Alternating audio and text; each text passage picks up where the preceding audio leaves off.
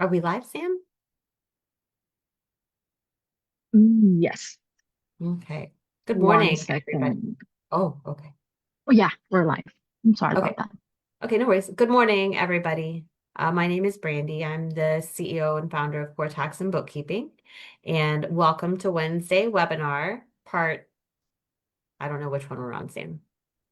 Part three of our AI discussion. Oh, part three of Yeah. our AI series.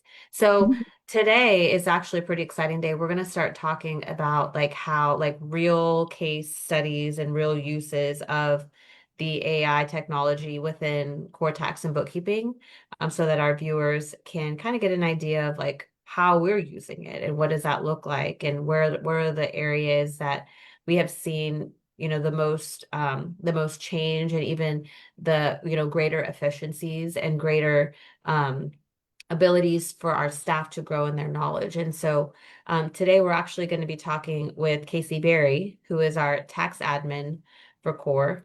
And I want to talk a little bit about the evolution of her roles, but let's go ahead and pull up the slides that we prepared, Sam, and let's go through Mhm. those. Um, Sam has prepared for us again a beautiful slide deck to keep us organized and moving along in this. But we are going to spend a lot of time talking about how Casey utilizes the system, and we're going to look at some demo. I'm going to demo the software for you a little bit, the one that we use here at the firm, to kind of show you what does that look like in a real life, like what does it look like when she's asking questions and things like that. So what we're going to cover today, why AI matters for accounting firms. I think a lot of people are a little apprehensive about implementing AI technology into their firm. But I hope today helps, helps open some minds and potentially, show folks that, it can actually be a very great tool for you in your firm and how it can, any business really, in helping you to make things more efficient and to grow the knowledge for your team. So we're going to talk about Spark specifically. Spark is kind of like the Chat GPT for accountants. That's how I described it to my team, and that's really how we utilize it. We use it for everything from, checking emails to getting letters, IRS letters reviewed, TWC letters reviewed. We can put any of that stuff in there because Spark is it's built by WriteWorks. And WriteWorks very much specializes in compliance and data safety, and Spark is no different. They limited the sites that Spark goes to get information. So rather than like a lot of these open source AI technologies that are very public facing. If you type in a question in one of those, it'll go search the entire internet. And so it can pick up stuff off of blogs, it can pick up stuff off of TikTok and Instagram, and it can pick up off of anywhere. It may not even look to the IRS website, if it hasn't been trained properly to go there and look at it. But the engineers and the developers at Spark have done a really good job of making sure that the resources that the technology uses to look for information are limited to things that are actually credible, places that we would normally like if we wanted a specific IRS form, right? We were going to go to the IRS website. We're not going to go to Instagram or Facebook to look for forms. We're going to go straight. And so because WriteWorks knows that that's where accountants go for that information, they make sure that that's the only place that Spark looks for that information because that's the credible resource. Um, I kind of compare it to like, you know, looking at looking on the internet for things sometimes because just because it's on the internet doesn't mean it's always true, right? So you have to always keep that. And that's true with AI too. AI that looks across the entire internet is not going to always be accurate. And sometimes it's even going to make things up because it's too much data. But we'll talk about, some of that stuff a little bit later on in this series. We're also going to take questions. So if you have questions as we're going through this demo and this interview with Casey today, feel free to post them. Sam will let me know when we've got questions, and we will take your questions live and try to provide Yes. the best answers that we can. So Mhm. we can go ahead and go to the next slide, Sam. Okay. So, one of the things that, and Casey, this is where we can kind of start talking about this a little bit. I remember Casey, when you first started working for the company, you had very limited experience with accounting and bookkeeping and tax services. And so really, when I hired you, it was really just to like be an admin, right? Like we're going to have you Mhm. answering the phones and help you with paperwork and things like that.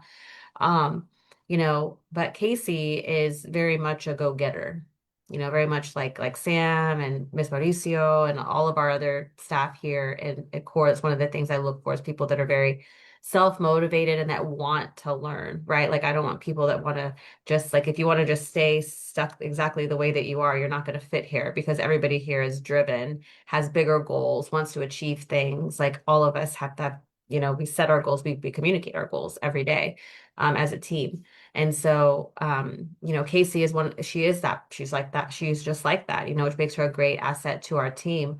And as an admin, she could have taken the route of, I want to learn more about, just being an admin, but Casey actually took an interest in the accounting methods and the accounting practices. So, that included a little bit of tax.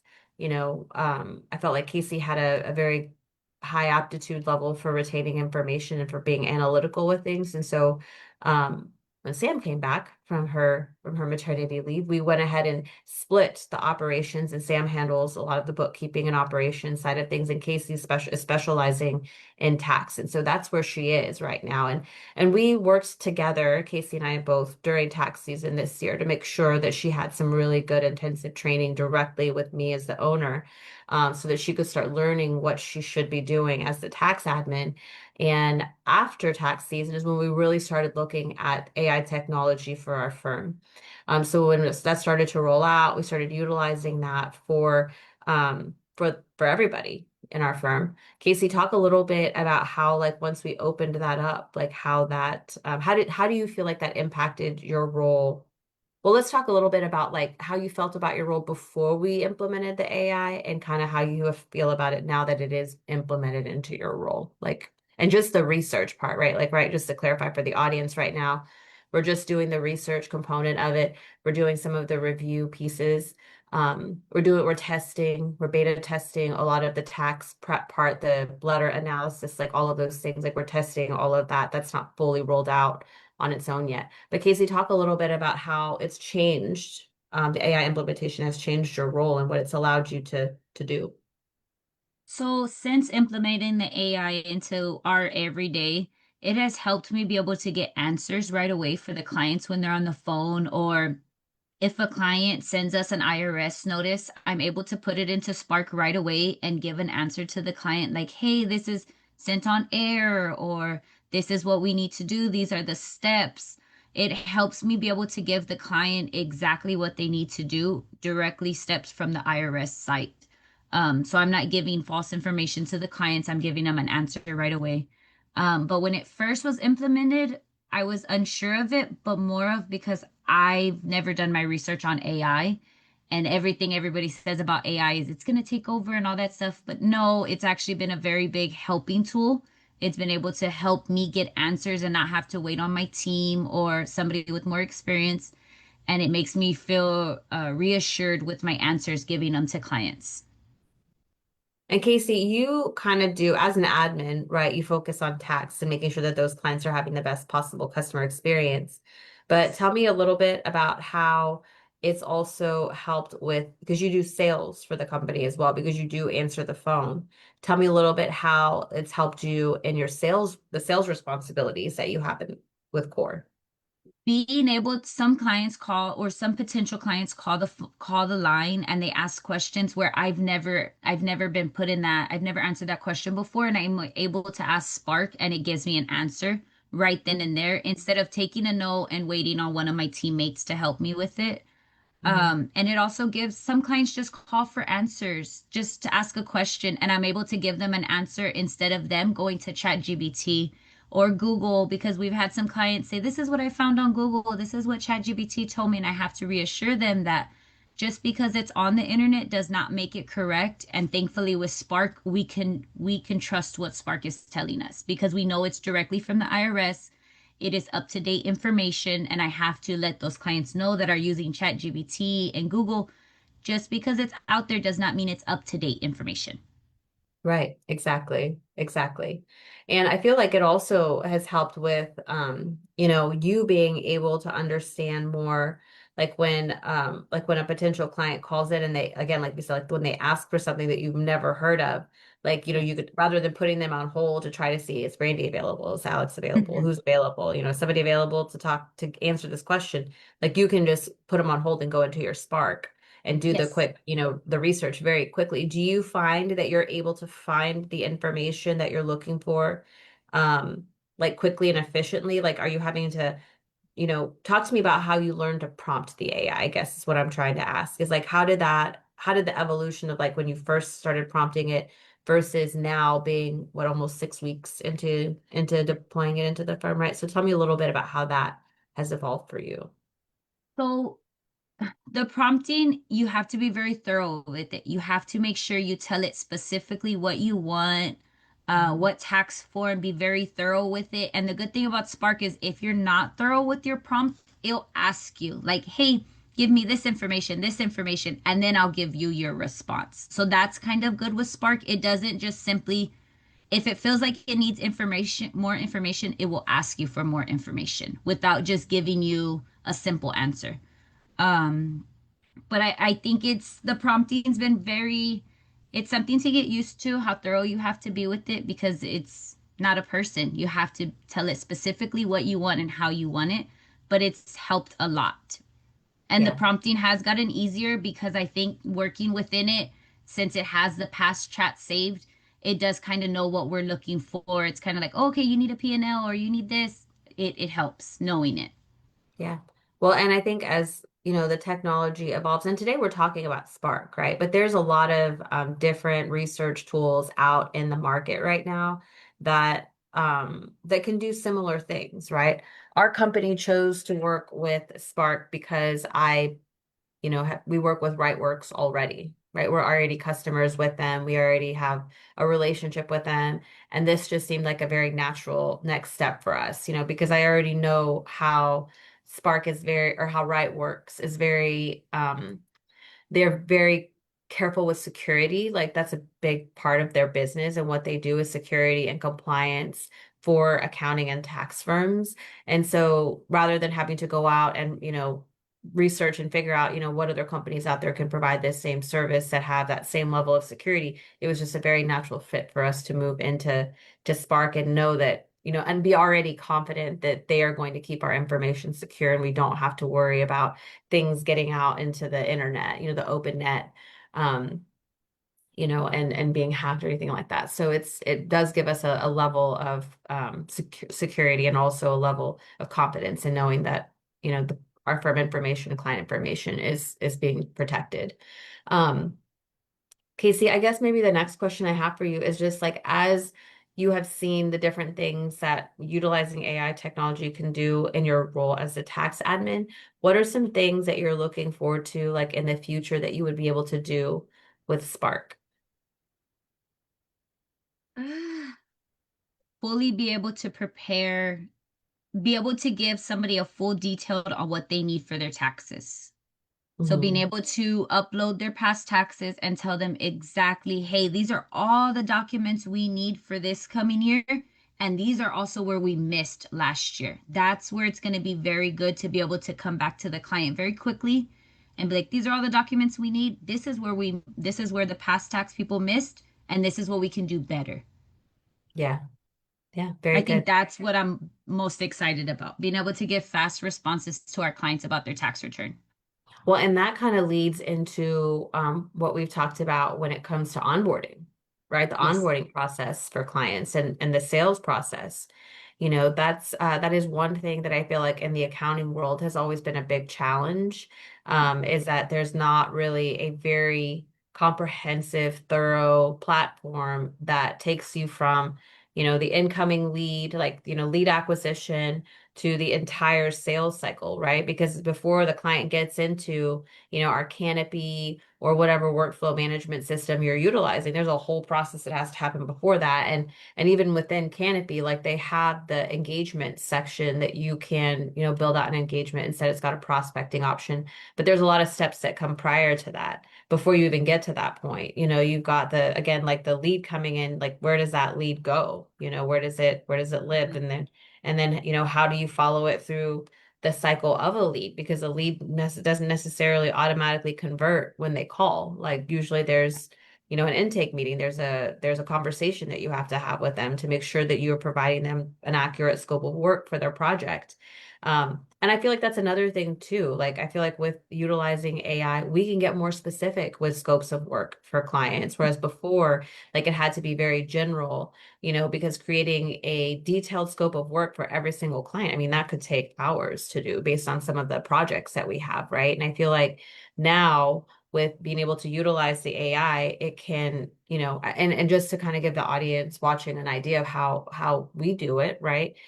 We have our note taker in every single meeting that we have, even in this webinar today, we have the note taker on, and we'll be sending out notes again after this webinar for the people who weren't able to watch it. But we had the note taker on. The note taker takes very thorough, detailed notes. We can take that and we can put it into the AI, ask it to create a scope of work based off of the work notes. It creates a beautifully written scope of work. We take that information, we plug it into our quote, and then we can send it out to the client. I mean, the turnaround time for creating a detailed scope of work. And the thing about the detailed scope of work is it allows me as the owner to be able to review it to make sure there's nothing in there that we can't do or that doesn't work for that client, right? Or something that is not aligning with, what our pricing structure looks like, or even just aligning with the types of services that we provide. But up to that point of reviewing the scope of work, Casey can do everything else. She has access to the meeting notes. She has access to the AI technology. She knows the AI can put together the scope of work. She has the transcription of our meetings. So that if she really needed to, she could put the whole conversation into the AI and ask it to create the scope of work based off the entire conversation that we just had.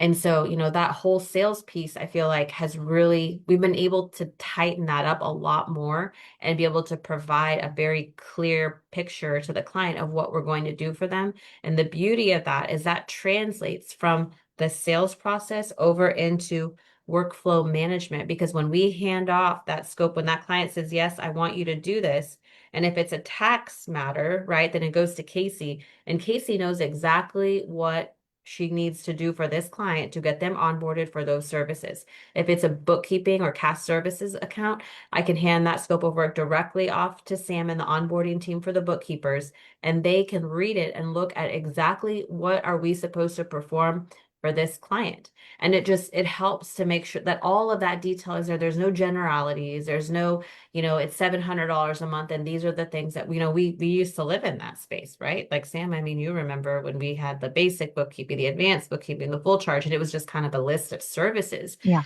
Do you mind talking a little bit about how like going from that model to detailed scope of work has allowed you to better manage the bookkeeping team and like making sure that they know all the things they should be doing? Yeah. Actually, Sparks really helped me, especially when I came back. Mhm. I remember I started as a very entry level bookkeeper, but then eventually when we were able to, have AI with our operation, it really helped me on checking on the procedures, especially when there are some questions from our bookkeeper. Say, for example, um, which um, which expense should this transaction go to? So instead of me going back on how I've been doing that before, I can just simply ask Sparks, Mhm. send the transaction to Sparks, and then it will answer like in a in a very quick response. So it will just tell me this transaction will go to here. So instead of me going into you asking you, I know that you've been very busy. So instead of asking you, I can just ask Sparks, and I know that I don't really have to worry because I know that Sparks really look into QuickBooks, IRS. So I really was able to help our bookkeepers Mhm. efficiently than before. Yeah. Well, and I think it also helps with payroll too, right? Because Yes. payroll in itself has so many complexities depending True. on the state, depending on the type of employees, depending on, I mean, there's so many complexities when it comes Yes. to payroll. And a lot of times when we get letters, the payroll team is kind of like, okay, well, what do we do? What do we do with Yes. this, What's right? this? Yeah. Mm-hmm. Right. And where did that all of that land, right? Where did all of those letters and they always landed on my desk every time, right? And there's only one of me, and there I can only answer so many questions at a day, right? Plus do all the things that I need to do as the owner of the company. So I feel like implementing the AI and y'all having that as a tool and that administrative and management roles that you're both moving into, like has allowed y'all to better do your jobs and be able to be more responsive and faster, with the bookkeepers and also with our Yes. prospective clients and our existing clients. Like we're able to provide more comprehensive services and be able to really level up things that, I level up things that maybe took a long time before. I feel like one of the biggest complaints I always hear across any accounting firm, like not like all of them, the number one complaint is time. Clients always complain about, why does it take so long? Why is there so, well, it's not that, the question that they're asking is so complex that it takes days and days and days to answer it. The problem is the question that they're asking is piled underneath, a whole lot of other questions that people are asking, and then new business that's coming in, and questions that bookkeepers have, and questions that tax preparers have. Like it's just been like a pile of questions. But now having a good research tool available to my team has allowed them to be able to better service our, like I said, our existing clients, our team, our staff members, right? The junior bookkeepers and the entry level bookkeepers, and even some of the senior bookkeepers that we have. It's allowed them to support them better and for them to be able to get answers faster. Yeah. Yeah. And then I think another thing that we also have really been able to utilize the system for is also just things as simple as like email communication, right? Communication is such a huge thing in the accounting world and really with like any industry, right? Like communication is so important. And the way that we communicate and the way that we explain things to people make all the difference in the world. And I feel like with the implementation of the AI, where before communication may have been, a couple sentences of very technical terms, now we can plug, the information that we need from the AI into the system, and it will produce we can tell it to provide us a very detailed and lengthy explanation of exactly what is a Form 1040 with a Schedule C, what makes it different than a 1040, what is the difference between a 1099 contractor and a W-2, answering those are complex questions. There's a lot that it sounds like a real simple question, right? But really, like for someone to understand it, you have to explain it to them the same way that it was explained to us when we first started learning about accounting, right? And so, but it's a long explanation. It's not as simple as, well, 1099 is a contract. If you're get a Schedule C, you get 1099s and you're a contractor, and you could have an EI. Like, no, like there's a lot more that goes into that. There's the taxation piece of it, there's the forms that you should have filled out, there's the fact that you should have a contract in place with everyone that you're working. I mean, there's a lot of things that you have to communicate to people when they're using a Schedule C to prepare their taxes. And then also when you have people that are just a 1040. I mean, this year alone, I think I had at least 4 or 5 different people that came to us that were W-2 employees. They make good money, they're close to six-figure, W-2 earners, and they felt like they were paying too much in tax, and so they were like, well, what do I do? How can I help to lower my tax, rates with, because I'm only a W-2 employee. And the thing is that level of tax planning is very complicated because it's based off of everybody's individual situation, and no two individuals are the same. And so utilizing the AI technology, it's really allowed us to be able to get very creative with providing tax planning strategies for people, being able to come up with new solutions in ways that perhaps they can, maybe they didn't think about before, or that we didn't even really think about before, of how they can save that money without adding very expensive tax planning and strategy costs to the service. I feel like in our industry over the last few years, there's been a big push for value added services, I think is what they're calling it, where you're not billing based off of the amount of time that it takes. You're billing off of the value of the service that you're providing. And so a lot of that usually came with like percentage of savings. Like if I saved you $100,000, then you're going to pay me $10,000 because I saved you, after you pay me, you still save $90,000. Our firm doesn't work that way. If it takes an hour, then we're going to charge you for an hour. If it takes 30 minutes, then we're going to charge you for 30 minutes. Like that is the model that we have moved to, and I don't foresee any changes to that. Like really what I see in the future for COR is that our prices are going to be able to come down. We're going to be able to work a lot more efficiently.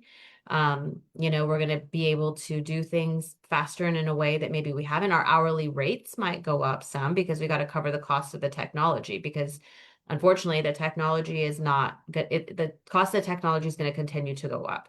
It's not going to come down. And that's kind of just something that I already see happening. I already see it with a lot of tech companies that are in this space, where they're trying to figure out, how do we monetize every single thing that these AI agents do? How do we monetize everything that, all these requests that people are asking? What is the dollar figure attached to them? And I get it. I mean, because we're talking about, I think I mentioned this a few weeks ago on one of the webinars that we did, that we were able to prepare like a year's worth of financials for a client in like 10 minutes, and that's something that was shocking to me. I mean, we still had to do some formatting and, create a balance sheet and all that kind of stuff. So there was a lot of other things that we had to do in tandem with not just like compiling, but that compiling and the coding and the classifications of all of those transactions. We were talking about thousands of transactions that we were able to code and get done in 10 minutes. Something like that would take a bookkeeper at least a day to get all of that done, between organizing the information and then reviewing it all, assigning the categories, creating new accounts if that's what was needed. I mean, all of that it would take an entire day, and we were able to get it done in like 10 minutes. It was great. And so I feel like, and right, the cost of 10 minutes of time versus the cost savings of, 8 hours of what a firm would have paid before, right? There's a big difference between those two numbers. So I get the tech companies wanting to make sure that they monetize this thing correctly, but I really think in the end, it will turn into a good cost savings for a lot of people out there that are looking for those services. I think it's also going to allow for, accountants, and I've mentioned this before, for accountants to really start focusing more on the relationship building with the clients and less with just compiling numbers. The compiling of numbers is going to be a lot simpler. What's not going to be as simple, what's going to, we're going to be able to be people facing people again, and not hiding behind a computer.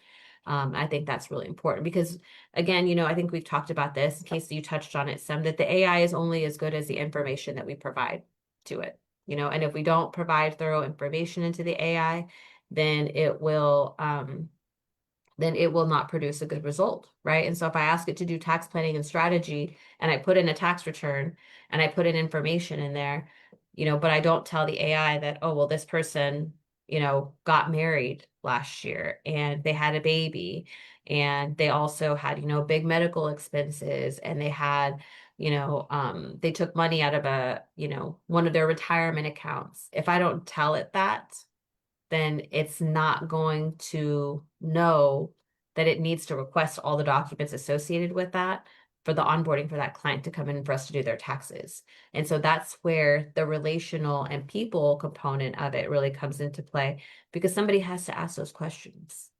Somebody has to have that conversation with people. So I think that that's going to become really important. you know. So Casey, when we talk about, we talked about the future a little bit and the things that you want to see. We talked about the sales process. We talked a little bit about onboarding. Um, Tell me a little bit like what the review process has looked like for you. Like as you're going through and you're like, let's just say the bookkeepers provide you with some financials, right, for a tax return that needs to be completed. Tell me a little bit about what that process looked like when you were putting the financials in front of me and what the process looks like now that we're using the AI review tools.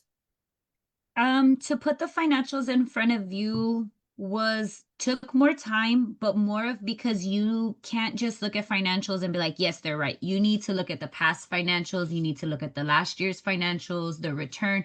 It goes a lot more into it. But putting it into Spark, within minutes, it can tell me, hey, there's this error, there's this error. Is this a number correct? And sometimes it'll tell me, give me last year's statements to compare and see if this was last year's, the same thing in last year's financials. And if Mm-hmm. it's just something the way the money is moved or however the process is. But it's been able to help me get that process done quicker so that I can go back to my bookkeepers and like, hey, this is what I see. Do you also see this issue or this error before we put it in front of you to waste your time? Because your time is very valuable. Yeah. Yeah. Well, and I think that, being able to identify and even for our bookkeeping team, right, before they even send anything to you now, like they have Mhm. the same capabilities to be able to review their financials to help that, to identify Yes. errors or anomalies. One of the things that we do when we review financials for clients, just kind of like on a monthly part of our month end close process, right, is we look at the financials over the course of a period of time, right? Because we're Yes. looking for places where maybe like there's been rent, rent, rent, rent. Oh my gosh, wait, there's no rent, and then rent, rent, rent. Okay, well, why is there no rent in this month? Where is the rent? Where is the rent for this month? Like it can help to pull those things out a lot faster. Um, so I feel like that is going to be super helpful. I also think, as far as like gap compliance goes, I think that that's going to be a huge, I think it's going to be a huge game changer, Mhm. to make sure that every single time that everything we're reporting is compliant with gap, you know, um, because a lot of times I feel like newer bookkeepers, they don't have that experience. They don't have the knowledge. Like they just don't know yet, right? You don't know what you don't know. And Mhm. so rather than having to come back to me every time or come to a CPA every time, like they can actually, ask the AI, can you, review my financials? Are there any, errors that I need to, or anomalies I need to review? And is there anything that's keeping me out of gap compliance with my financial statements, right? And the AI can look at all of that for them. And the good So I think things, that piece is really helpful. Go I don't ahead. mean to cut you off, but the good thing about it finding those errors, you can also ask Spark, hey, what do I need to do for next month's financials? What Yeah. did I not do correctly this month that I need to do next month so that when they do prepare the financials, they're not coming back to find another error. They've fixed it before it happens again. Yeah, exactly. Exactly. And I think, as time evolves and especially as we start getting um agents involved in our processes and what we do, I think that the agents are really going to play a big role in being able to make sure that those month-end close processes are very, very, you know, they're very tight every single time. Like it's the same process every single time and it there will be fewer and fewer errors until the AI is just able to do the whole thing. Yes. I know that and we're not going to demo that piece for you today because that is something that we are still testing. It's not something that we're quite ready to, we haven't even fully tested it internally yet to be able to deploy it into our operations quite yet. But that transition is coming probably within the next 4 weeks. We'll start testing it in that way to see how it does with, real life coding, real life financial preparation, real life budget review, budget analysis, all of those things. So I think that there's going to be a lot of, we'll have a lot of really cool stuff that we'll be able to show the audience here over the course of um, the next few months probably to show how the agents work and how we're using them, what they're doing. And also the other layer of this is also still the human aspect, right? It's still like how are the people still involved in the operations and everything that we're doing? And it really is going to be a quality control, piece. Like, even though, because sometimes Casey may ask the AI to review the return, right? Review a tax return, and the AI may come back with an answer that's completely wrong, right? Like I've seen that happen before where, the AI is thinking that I'm talking about something else. And I'm like, I'm not even talking about that. Like, where are you getting this from? Let's start over, right? So I think that that's going to be a huge game changer as well. Sam, where is our next slide? Do we have another slide, or are we going to go into demo now? Yes, we're about to go to our demo. Okay, perfect. Are we set up so that I can share my screen? Yes. Okay. Let me refresh really quickly.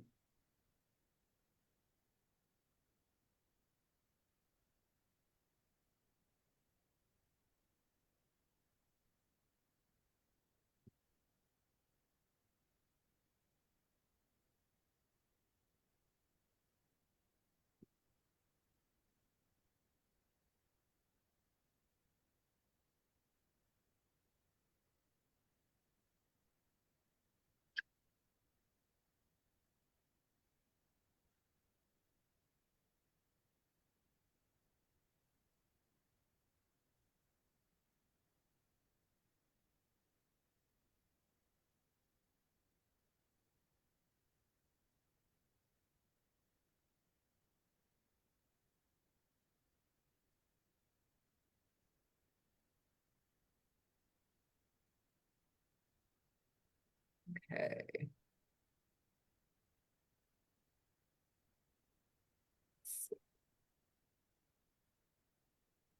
Okay. So when I log into Spark, this is where it takes me right now. And so when I go to use Spark, it brings me here, and they have these two options. However, we are using this new level of Spark that they rolled out.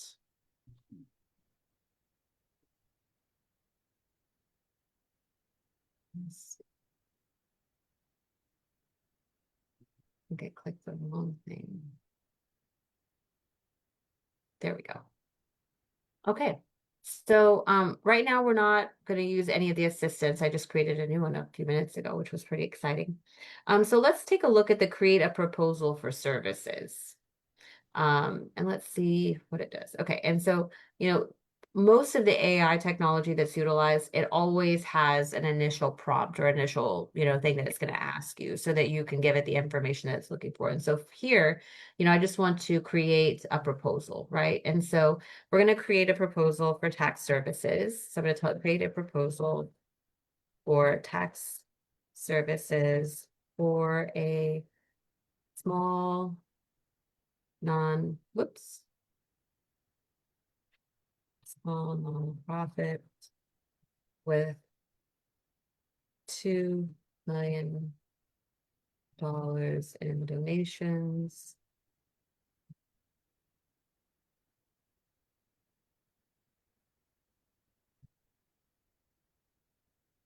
For a new small nonprofit with $2 million in donations, 3 employees, and let's do that. And 3 employees.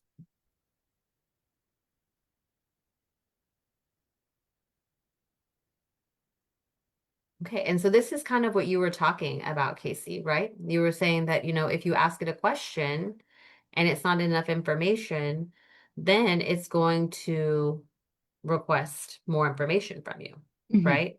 And so this is one of the things that I really, and it's specific to what we do, right? So it's asking, so what I gave it was very general, and what it came back with was, okay, which form are we going to do if you know which one it is? What state, is the nonprofit registered in? Are there income tax and franchise filings? What are the payroll tax filings that we need to address? Is there any sales tax? Is there, what is the tax planning compliance calendar for this, for ongoing advisory? Are there any notice response support that we need to provide to them? So it's asking me all these questions, and it's like, hey, if you're going to create a proposal for this, we maybe need to look at these things as well, right? Which is really great for someone like Casey who's learning right now, right? She's still kind of in the process of learning all the different types of entities and things that they require. And so we're going to tell Spark that we are going to complete. But let me chime in too. With this Yeah. question that's being asked, it Mhm. also lets me know that like I can do this before we have the new client consultation where I try to make a proposal and I know to ask all of these things in our new client consultation so that I have the correct answer. Mhm. Well, and the beauty of this is that when you're in the new client consultation and you're talking to them, you could be doing this while they're Yes, yes, talking. You could be typing in the yes, information at the same time, right? So it's very helpful. Just say yes. payroll was filed with Gusto and they are on a normal year.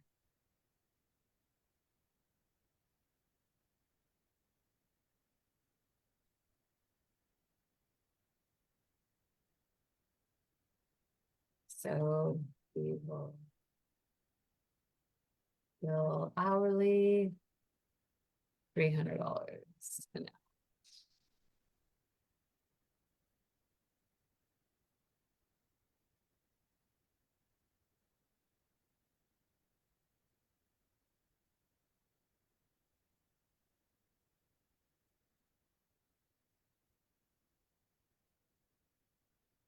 It's asking for the billing frequency. And for your firm, it may be different, right? Like some people split it up, some people don't get paid until after, right? So it's just give it um whatever is your terms, right? Um just do formats.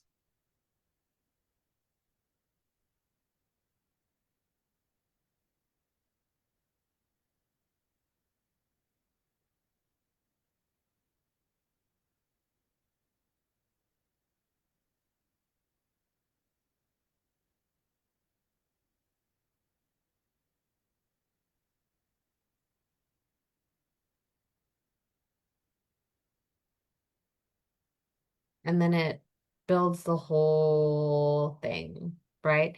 And this is just an example, right? So if we were actually building this out for a one of our clients, we wouldn't need any of these things because we already have that in our proposal system, so we wouldn't be using that. But this is really the big thing that we Mhm. want to make sure that we capture, right? This is what we utilize Spark to help us to build because it is so thorough and clear and it's formatted really well too, right? So all we have to do is like copy and paste this into our quote template in our CRM to send it out.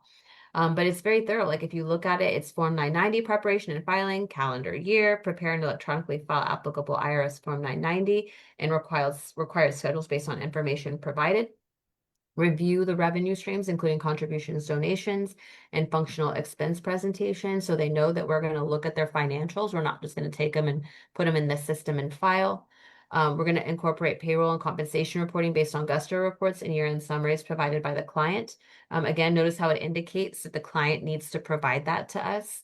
Um, Basic compliance support related to the 990, year-end organizer, reasonable follow-up questions to clarify items needed for the return, and post-filing support. It indicates that it's limited, and it says assistance responding to routine IRS correspondence related to the filed Form 990 if received, and it also indicates that it will be billed hourly, right? And how many times has a proposal gone out where you missed I mean, because it happens to everybody, right? Like you miss a piece, like one little piece, you're like, oh, I should have put that in there because now I'm on the hook for all these things, right? Well, this isn't going to let you do that. Like it's going to make sure that every single time it prepares a proposal, every single time it prepares a scope of work, that it includes everything.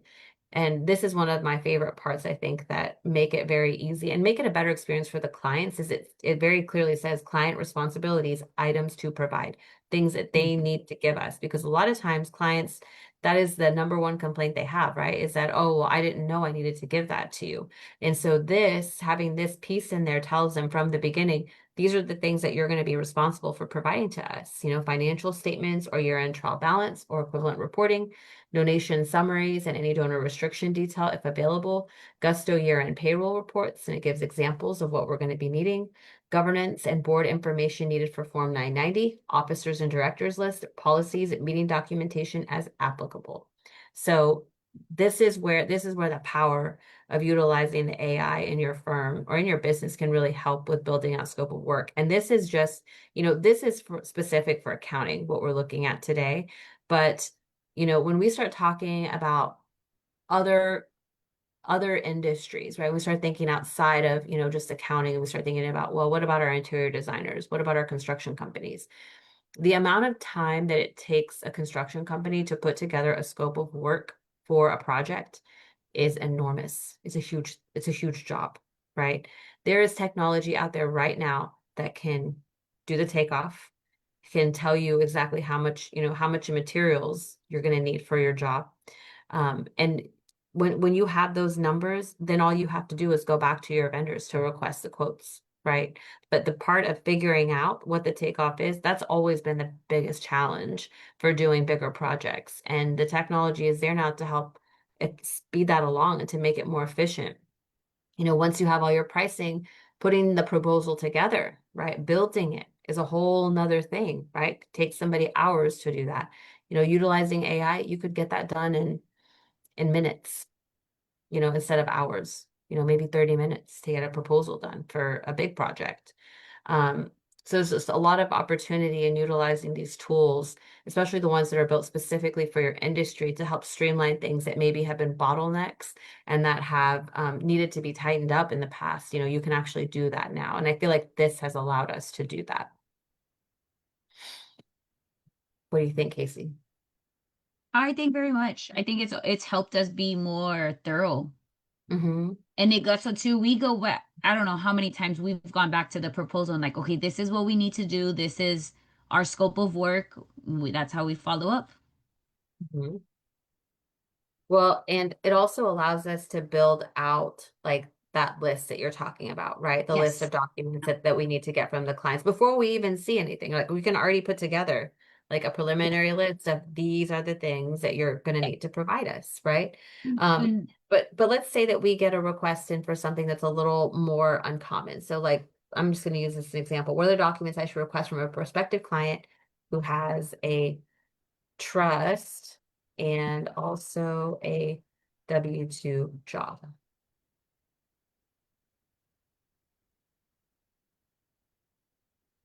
And let's see what it tells us. Look at that document request checklist, W-2 and trust. And it automatically starts telling you everything that you really need to be looking at. The mhm. things you need to ask for, the documents that you need. It just builds it all out for you. And it asks you, if you can provide me this information, I can give you something even better than this. But just providing this information right here is so helpful to people. Like, Yes. especially somebody who's maybe trying to figure out, like, what do I that's newly in this. And it's like, I have no idea what I need to provide you to do this, right? Like providing this information, this gives people a sense of comfort to know that, hey, I can do this. Like I have a list, I can bind these things, I can look at or no, I can't do this. I need help with doing this. So like Mhm. right from the beginning, they can say, I'm going to need help with all of this because this is way too much for me. Right. Yes. Um, and I think kind of the point that you were making earlier, Casey, that the ability to be able to give people this information quickly and to be able to provide it to them, in a very clear manner, like it's a game changer, really, for Oh, us. yes. It really For is. sure. For It sure. is. Sam, do we have any more slides that we want to go through? I think also using, while she's looking for that, I think also using this tool, it makes us different than a lot of other companies because a lot of other tax companies are like, just give us everything you have for the year. And this, Yeah. to give them a list, this is exactly what we need without all the extra stuff. Yeah. No, I And agree. and sometimes we do need the extra stuff, but it gives you, hey, these are exactly what we need. The extra stuff can come after we reviewed all this. Hmm. And I think that also like when we and that used to be kind of the general rule of thumb, right, with clients is just send us Mhm. everything that you have. We will go through it and figure out what are the things that we need, what are the things that we don't need, and we'll come back to you if we're missing something. But now like we can get more specific with them right off the bat, as Hmm. far as like what we're going to need from them to give them something to look for. But in most cases, I still do tell clients like, and if you feel like I'm going to need it, just send Mhm. it. If you're not sure, if you're holding the piece of paper in your hand, you're like, she might need this, then send it to me. And if Yeah. I don't need it, then I won't use it, right? But if I do, like I will be able to, but more often than not, like those things, I do need them. Like I do need to look at Yes. them. They'll have an XT number on it or an RT number on it, or a reference to another, tax form that I need to complete the tax return. So, there's always those little things. But again, that's where the human element comes in. Yes. And this is really where I feel like you know, if you're an employee, if you're a business owner, and you're like, oh, I don't know how I feel about the AI because I feel like it's going to replace jobs, like it's going to put people out of jobs. Well, the only people that it's going to put out of jobs are the people that don't use it. If you don't start using it, then you might be in danger of being out of a job just because this is the future. Like this is really where everything is headed. And there's not going to be it's kind of like when computers first came out. Same thing. Some people were like, oh, this computer thing, it's never gonna last. Nobody's gonna use these things. Well, like here we are today, and we have like little mini handheld computers that we all carry around Yep. with us all And I day have It's long, funny. right? Hey, and Brandy, you mentioned about the AI. This AI is going to really help, and it's going to be a big eye opener. I know for us and for the IRS, because I know the IRS has a form and for to have modifications when they Hmm. want them, and AI is going to help us not have those. So we get it right the first time, and we won't have those, and because it gets Yeah. complicated once we have to modify something. So Well, and this I is really well, good for an amendment. yeah. I think it's great. Well, I think also like bringing up like the IRS and other agencies, right? Like if I have this technology to review tax returns, what makes you think that the IRS isn't going to use a piece of technology to review your tax Yeah, return? or if they mm, haven't And already where, been using it.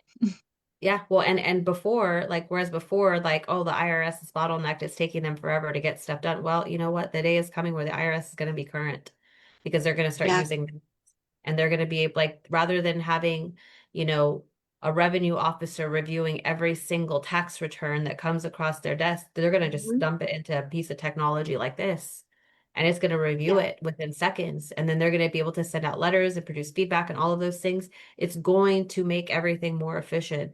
And if the IRS is using AI to check your tax returns, then you should probably be utilizing AI to prepare the tax return, just to make sure that yes, you're not missing anything because there are so many very technical rules in the tax code that will be applicable to different people in different ways on their taxes that maybe they haven't been reported right in the past. And so like these are things that I think the level of review, the level of, accuracy on the tax return is it's going to go up. It's going to get much, much higher than what it has been. And the thing is, like, whereas before you had to have like people that had the whole tax code memorized to be able to do that review, you could use yeah, a tax admin like Casey before she even puts a tax return in front of me to review and approve to go out to the client. She can plug it into the review tool and see what it says. And then she can take that review back to the tax preparer and say, hey, these are the results that the tax reviewer gave me. Let's go through these to figure out which ones are applicable and which ones are not. Hmm. Before it ever gets to the partner or the principal desk to sign off mhm, on it. Like that level of a review can happen. Um, so I think it's good. I think it's really good. I think there's a lot of power in it. I think there's a lot of opportunity, not Yep. just for firms, but also for the consumer, and if we're using AI, your consumer is going to be using AI, your customer is going to be using AI to check everything that you do. So you might as well make sure that you're using it yourself to make sure that that they're not gonna find anything when they plug it into one of those tools. So, um, well, we're at 10:54 now, and I've done a lot of talking. And Sam, thank you for the presentation. Um, I do think we don't really have any time for, do we have any questions, Sam? I can maybe do one. No, no No questions? questions. Okay. Yep. All right. Well, thank you everyone who's watching and who attended today for being here. And I appreciate y'all. And next week we will be probably doing some more demoing of the technology. And so I think it's going to be, tune in again. As we keep going, it's going to be more and more cool stuff that we're going to be showing you. Maybe next week we'll start looking at like custom assistants inside of Spark, and maybe I can get like an agent up and going so that we can demo that as well. So, but thank you everyone for joining us today. Thank you to my team for all their efforts in putting this together and keeping me on track so I'm not all over the place. Yeah. And I hope you guys have a blessed day. Take care. Next time. Bye. Bye.